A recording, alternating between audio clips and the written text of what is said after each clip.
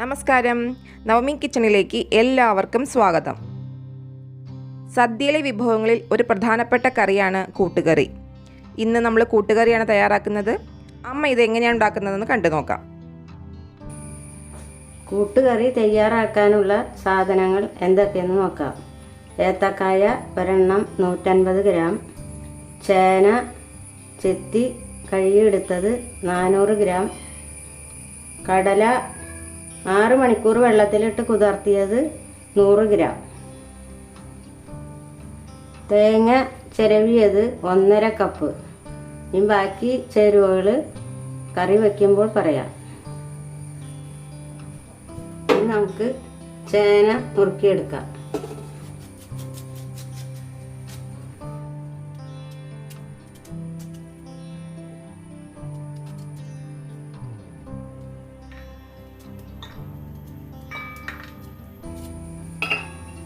ചേന ഈ വലിപ്പത്തിൽ ചെറുതായിട്ട് അരിയണം. എല്ലാ ചേനയും അരിഞ്ഞു വെച്ചിട്ടുണ്ട്. ഇനി നമുക്ക് കായ അരിയാം.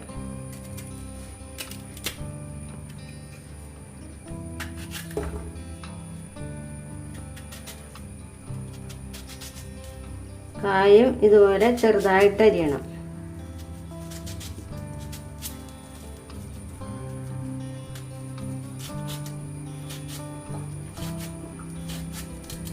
കായയും ചേനയും അരിഞ്ഞു കഴിഞ്ഞിട്ടുണ്ട്. ഇനി ഇതിലേക്ക് ഒരു ഇത്തിരി മഞ്ഞൾപ്പൊടി ഇട്ട് കൊടുക്കാം.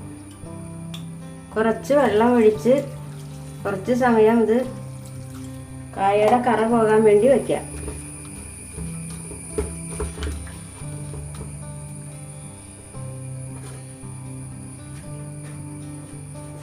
ഇനി കുക്കർ അടുപ്പത്ത് വെച്ച് കടല വേവിക്കാൻ വയ്ക്കാം. കഴുകി വെച്ചിരിക്കുന്ന കടല ഇട്ട് കൊടുക്കാം. ഇതിലേക്ക് കുറച്ച് വെള്ളം, കടല നേരത്തെയുള്ള വെള്ളം മതി. കറിക്ക് എടുത്തിരിക്കുന്നത് 1 ടേബിൾ സ്പൂൺ ഉപ്പാണ്. അതിന് കടലയ്ക്ക് ആവശ്യമായ ഉപ്പ്, കല്ലുപ്പാണ് ഇവിടെ ഞാൻ എടുത്തിരിക്കുന്നത്. 1/2 ടീസ്പൂൺ മഞ്ഞൾപ്പൊടിയാണ് കറിക്ക് എടുത്തേക്കുന്നത്. അതിൽ നിന്ന് ഇത്തിരി കടലയിലേക്ക് ഇടാം. ഇനി സ്റ്റൗ കത്തിച്ച് വേവിക്കാൻ വയ്ക്കാം.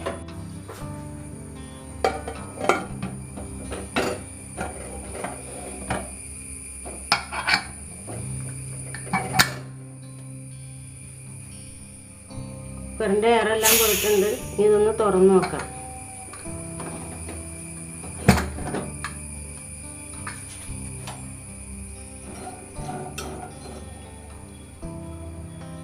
കടല വെന്തിട്ടുണ്ട്.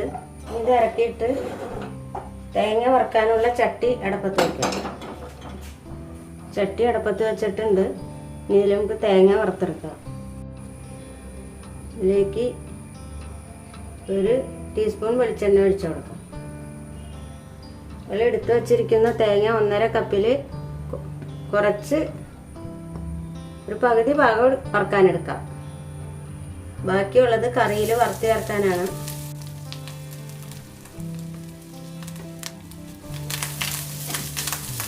ചെറിയ തീയിലിട്ട് വറുത്തെടുക്കണം.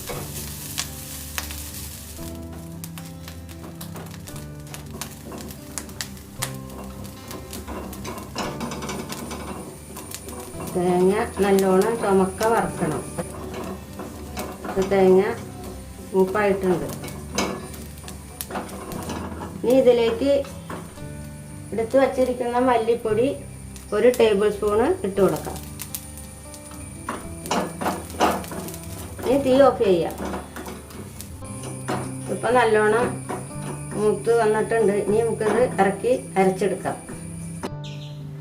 ചട്ടി അടുപ്പത്ത് വെച്ച് അതിലേക്ക് കഴുകി വെച്ചിരിക്കുന്ന ചേനയും കായയും ഇട്ട് കൊടുക്കാം. ഇതിലേക്ക് 1.5 കപ്പ് വെള്ളം, ഇത് അരച്ച വെള്ളമാണ്, അത് ഒഴിക്കണം.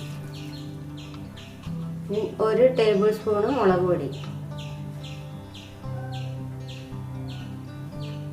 നേരത്തെ കടലയിൽ ഇട്ടതിന് ബാക്കി മഞ്ഞൾപ്പൊടിയാണത്, 1/2 ടീസ്പൂൺ എടുത്തല്ലേ.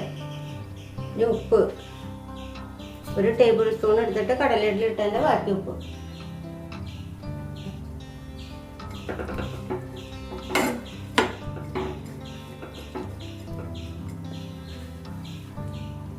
ഇതൊന്ന് മൂടി വെച്ച് വേവിക്കാം. ഒന്ന് തുറന്ന് ഇളക്കി കൊടുക്കാം.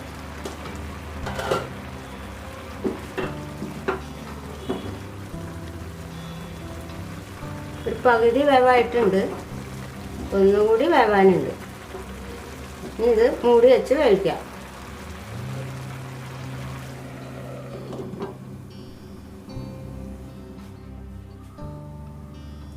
ഇനി തുറന്ന് വെന്തോന്ന് നോക്കാം.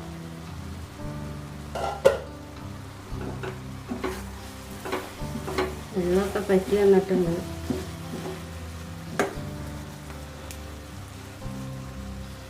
അപ്പോൾ വെന്തിട്ടുണ്ട്. ഇനി ഇതിലേക്ക് കടല ഇട്ട് കൊടുക്കാം. കടല 7 വിസിൽ വേവിച്ചതാണ്. ഒരു വിസിൽ കൂട്ടിയിട്ടും 6 വിസിൽ കുറച്ച് വിട്ടാണ് കടല വേവിച്ചത്. ഇനി ഇതിൽ കിടന്ന് ഇതിലെ വെള്ളം ഒന്ന് വറ്റണം. ഇതിലേക്ക് ഒരു തണ്ട് വേപ്പില ഇട്ട് കൊടുക്കാം. ഒന്നുകൂടി മൂടി വയ്ക്കാം.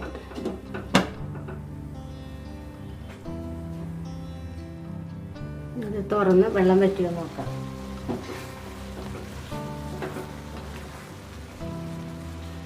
കഷ്ണങ്ങളൊക്കെ നല്ലോണം വെന്ത് വെള്ളവും വറ്റിയിട്ടുണ്ട്. ഇനി നമുക്ക് തീ ഓഫ് ചെയ്യാം.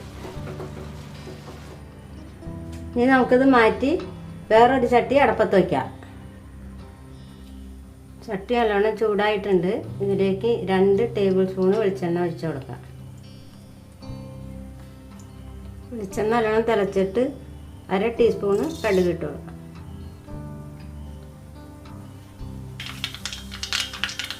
ഇതിലേക്ക് 2 വറ്റൽമുളക് ഇട്ട് കൊടുക്കാം. 2 തണ്ട് വേപ്പില.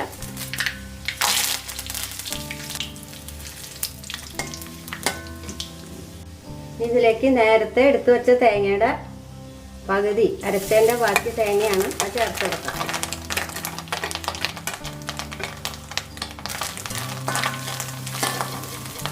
ഇത് നല്ലോണം ചുമക്ക വറുത്തെടുക്കണം. തീ കുറച്ചിട്ട് വേണം വറുക്കാൻ. തേങ്ങ മൊരിഞ്ഞ് ഒടുങ്ങിയിട്ടുണ്ട്. ഇനി ഇതിലേക്ക് ചതച്ച് വെച്ചിരിക്കുന്ന 1/2 ടീസ്പൂൺ ഗരം മസാല,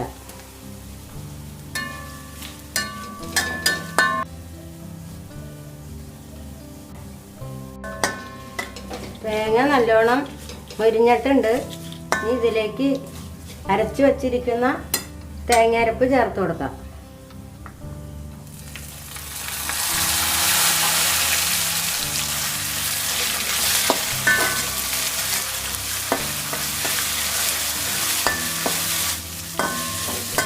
അരപ്പ് നല്ലോണം ഒന്ന് വാടിയിട്ടുണ്ട്. ഇനി ഇതിലേക്ക് നമ്മൾ വേവിച്ച് വച്ചിരിക്കുന്ന കഷ്ണങ്ങൾ ചേർത്ത് കൊടുക്കാം.